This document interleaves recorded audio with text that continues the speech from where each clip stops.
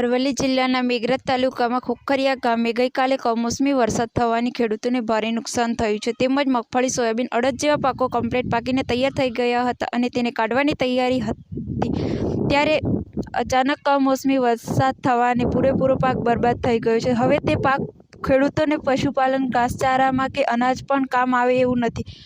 4 મહિના આગળ મોંઘવારીમાં ખાતર, બિયારણ તેમજ દવાઓ ખર્ચો કરી પકવેલો પાક નિષ્ફળ ગયો છે. તેથી હવે મેઘરજ તાલુકા ખોખરિયા ગામના ખેડૂતો સરકારને અપીલ કરી રહ્યા છે કે તાત્કાલિક સર્વે કરાવી અને યોગ્ય વળતરની માંગ કરે છે. રિપોર્ટર પરમાર બાબુભાઈ, મેઘરજ.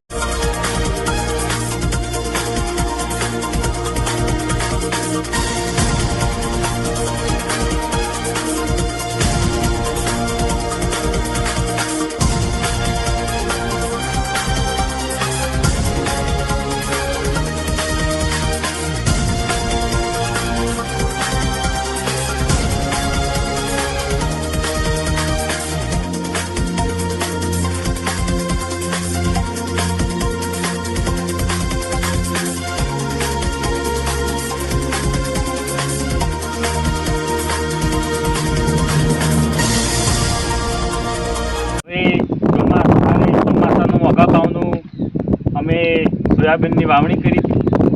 હવે વાડીને તૈયાર કરી નાખી અને ગઈ સાલથી વરસાદ બહુ ભારે પડવાથી અમારું સોયાબીન ખરાબ થઈ ગયું. હવે મગફળી, મકાઈ તમામ